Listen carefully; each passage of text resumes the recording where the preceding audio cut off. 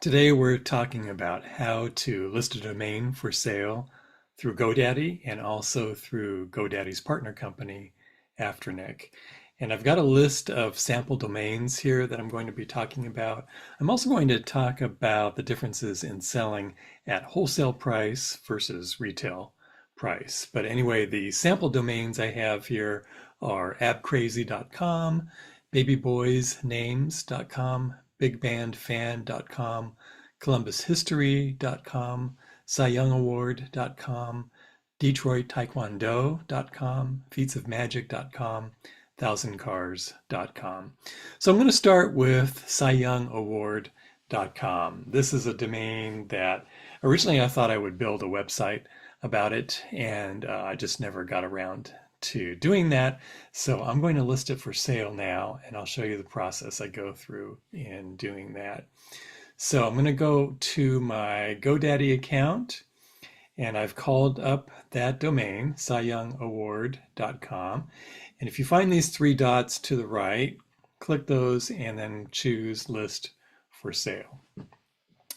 And here's where we're going to set our price and whether or not we're going to use a for sale page. Now notice that GoDaddy does give you an estimated value of the domain, in this case $635. And it's a very useful tool, the GoDaddy appraisals, but it's not a guarantee that you can sell at that price. And I'm going to talk about that more in just a bit. But this, I'm just going to put a very low price on this for now and see what happens. I'm going to list it at $200. And then we have to decide here if we want to add a for sale page. GoDaddy does say that they will lower your commission fee by 40%, and it doubles the chance of selling your domain for adding a for sale lander. So I do like to do that. And then go down here, and I'm going to publish the listing. So it'll take just a moment. First of all, they have to verify. Okay, so they've verified the code. Congratulations, we listed cyyoungaward.com for sale, and I'll close out now. But I would also suggest that some modifications be done in the Afternic listing. And Afternic is a partner company of GoDaddy. You can log in using your GoDaddy details. So now I'm in Afternic, and it does not take long at all. If you list something for sale in GoDaddy, it should show up in your Afternic account almost instantaneously. So I'm just going to call it up, and we can see, yes, it is already listed there, and you can see the buy it now price of $200. So I'm going to click this edit button here, and we have an opportunity to have a minimum offer and a floor price. In this case, I'll go ahead and put a minimum offer of $150 in it. And then the floor price, if I put $150 there as well, then if somebody does offer $150 or anything above $150, then it will automatically go through. Whereas if the floor price is higher than the minimum offer, say my floor price was $175 and somebody offered $150. So it didn't reach the $175, so Afternic would get back to me, and then there'd be some negotiations that take place. So that's just something you can decide on whether or not you want to do it. There's also a lease to own option, but you can only use it if your buy it now price is at least $495. GoDaddy does say that it increases your sale rate quite a bit by using the lease to own option by 35% or so. So when I do list a higher priced domain that qualifies for the lease to own option, generally speaking, I like to use that possibility. But now we can't because I'm underneath that price. So I'm going to go ahead and save these changes. And the next thing I want to do, let's click this edit button again. I'm going to go down and go to the details page. And there are a couple things that we want to do here.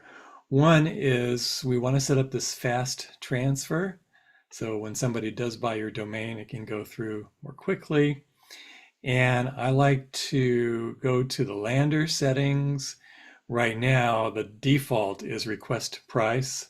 So somebody, when they come to your page, they'll see request price, and then they have to contact GoDaddy Afternic to get the price. And it's just one more step in the way of getting a sale. So I like to use a custom lander.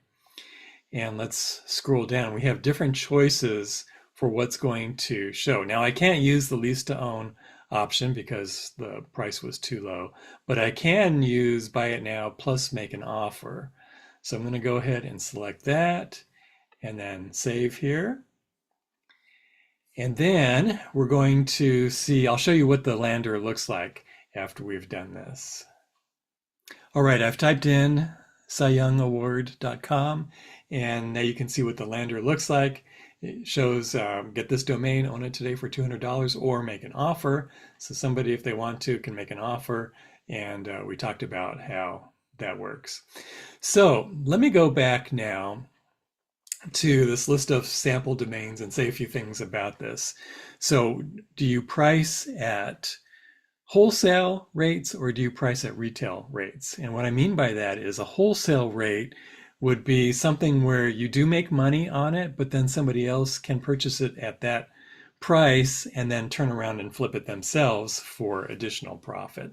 So in the case of the one we just looked at, Cy Young Award, which GoDaddy says is worth $635. I priced it at $200.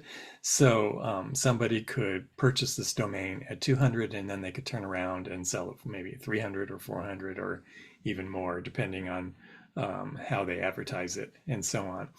Let's just mention the GoDaddy appraisal tool. Again, like I said, there are other tools out there, but this one is a good tool to use. Just realize that these values are approximate, and again, it doesn't guarantee that you'll be able to get that price when you sell it, but it does give you a good idea. And sometimes you can sell it for more. You know, some of my domains I've listed for more than the GoDaddy appraisal, and some for less.